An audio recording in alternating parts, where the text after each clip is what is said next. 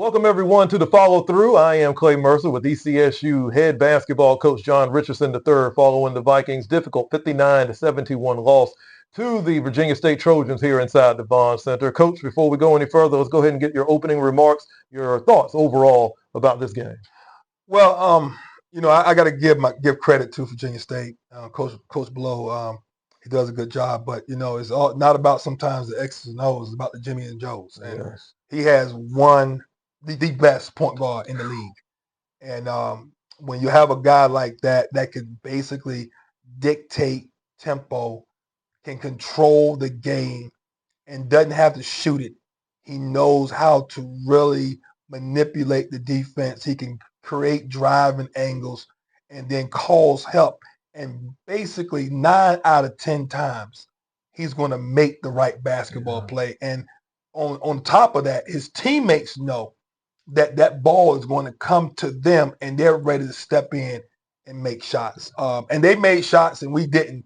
And that's probably basically the bottom line of the game. When you look at, it shot 50% for the game. Well, part of that is because your point guard is able to dictate who takes shots, where the shots are going to come from, and they did a tremendous job. Even when we tried to make a push, he was like, enough, let me let's settle this down. I'm gonna get the lane. I'm gonna make the right decision. I'm gonna get fouled. I'm gonna make free throws. He just does things, winning plays, and that's why they're defending CIAA champions, because at the end of the day, you got somebody head of the snake that's pretty daggone good. Veteran leadership by Jacob Cooper for Virginia State, 12 points, 11 assists, and with those points that he was able to score, with those assists, we talked about in the paint. You always talk about protecting the Alamo. Virginia State led that way 28-20. A lot of that dribble penetration, being able to get into the lane. I think that's why that number is what it is. Oh, no doubt about it, Clay. And again, whether it was zone, whether it was man, if you're out of position a step, he knows how to manipulate the driving line and get downhill and be able to hold that dribble so that it creates help. And it's hard for our guys to get back in front because he's holding you. He's strong enough and he's so compact that he can get downhill. And then again, his head is always up looking to see where the help is, and he just makes the play. But all of that is predicated off his ability to get downhill and live in the lane. When you look at the rebounds battle, knocked up at 29, both teams, but offensive rebounds for ECSU, 7 boards, 12 points off of those second chance shots. That's got to feel really good about what the Vikings were able to do. First thing that I saw, and again, the rebounding battle, you always want to win that. We broke even tonight, and I'm very proud of that. I mean, I think that's part of the reason why we kind of kept it in range a little bit. But again, offensively, we got to make shots. And I thought we took some good shots. We just didn't make them. We got to convert those 3-on-2s, 2-on-1 situations. And, we left a little bit of the meat on the bone there. But again, against a good team that's going to be in the championship hunt every year, especially with that kind of pedigree that been to the NCAA tournament, won a game last year. They basically bring back essentially, their nucleus of their team. You got to be absolutely right on both offense and defense, and we just came up short. The Vikings were really into this game early on, especially in the first half. Vikings were only trailing by 4 at certain points and had opportunities to trim that lead down even more. But you talked about it before, 35% shooting from the field, not going to get it done for this ECSU basketball team. And again, I think now we're at the point where guys are in between, and you got to be able to step into your shot with confidence and be able to make the shot. Whether it's for layups, whether it's threes, whether it's mid-range, free throws, and again, you got to be able to score the basketball. That's what basketball is about, is being able to put the ball in the basket. And right now, we're struggling in that department. And no matter how many plays you may run or, design, scheme, or whatever the case may be, essentially you got to put the ball in the basket. And that's what we're not doing right now. One of the big players for your team is Jaquante Harris, and obviously he had a big game against Lincoln. Comes right back here today, 11 points. Most of his damage done in the first half, a little quiet in the second half. But do you feel like he's getting himself back into form where he wants to be? I think Tay at times presses sometimes. You know, I think he wants to win, still learning how to win. Everybody on this team now has a different role than what they had last year or from their previous institution.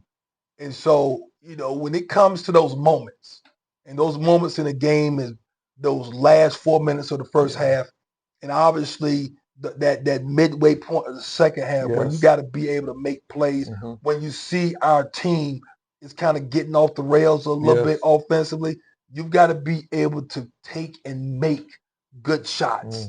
And right now, Tay is learning that piece on, okay, you know, I might be in between of this three. We came down, I think the game was at 10 points. And we came down in transition, and he stopped at the 3-point line. And, you know, we didn't make it. Maybe we should have attacked it and maybe got to the free throw line and got something a little bit easier. That's what I mean by in between. We're not understanding exactly, you know, what a good shot looks like. And so we still got time. But we got to be able to turn this thing around quick, fast, in a hurry. The play of Kenneth Miller, your freshman player, he's obviously in the starting lineup right now, doing some good things for you. Again, he's learning the game too, and still getting used to what CIAA play is all about. But talk about his potential and what he brings. The sky's the limit for that young man. That's why he started. And it's funny because he actually came in and he's beat out a couple of guys that are veterans. Wow. So that lets you know, I mean, because he's basically our best on-ball defender. Now he has to learn the other nuances of the game. Obviously, his offensive game is going to evolve. But he's able to get downhill, get to his spot right about 10, 12 feet, and elevate because of his size. Once he adds strength and consistent three-point shooting, on top of his athleticism, he's going to be something. But right now, he's just scratching the surface. Yeah, definitely. And speaking of another phenomenal freshman, Donovan Flamer, obviously a big component to ECSU's success and what we want to do. Didn't have the greatest game against Lincoln coming in here today, not scoring the way he wants to, 7 total points. Those 3 blocks are big, always being able to kind of change the trajectory of the opposing team. Do you feel as though he's in a little bit of a slump right now and this is really just a blip on the screen? No, I just think this is the education of being in January, heading into February, when there's a lot of tape on you, and there are a lot of good coaches in this league, where now they're able to watch film. And I think now that, you know, Lincoln, you know, has some guys that are pretty physical, and Virginia State has some guys athletic that are pretty physical. And so now Donovan is learning as a freshman that, you know, you've got to be able to work on now your fundamentals and your technique, things that we teach you in practice of being the first to a spot, being able to wall and seal and really sit down low instead of standing straight up. You got to really, really be able to sit down and ask for the ball, come off of it, and then be able to really power it up and get that ball over the basket instead of kind of being casual and loose. Because you can get away with some of those things in high school. You can get away with some of those things, you know, at a lower level. But here and above, if you're not strong with the ball, guys are walling up. Guys are going, if it's not going up strong, they're going to go get it.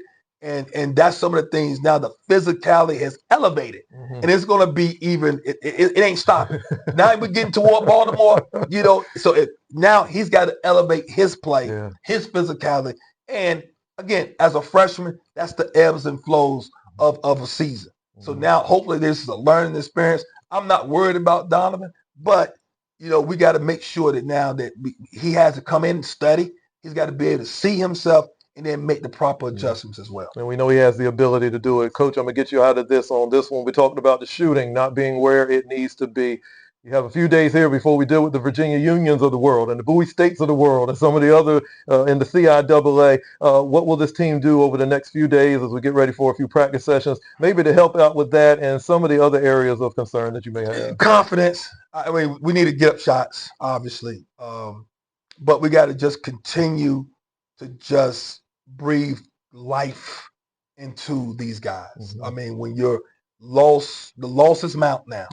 And so now, they're looking at me, they're looking at Coach Q, and we've got to be as positive as we can, but hold them accountable into a standard of being able to be the best version of themselves. But they got to get in here and really work on their game. They got to get shots up. They got to really get reps up outside of the 2-hour window that we have for practice. If you want to be successful in anything in life, you got to step outside yourself, and that will help you be the best version of yourself, not just a 2-hour window and then you go off and kind of do your thing. If you want to be great at something, you got to put the time in. And these guys now, because we're not shooting the ball well, we got to put the time in to be able to see that ball go through the basket. Sounds good. That's the head coach of ECSU men's basketball, John Richardson III. We'll see you next time for ECSU Follow Through.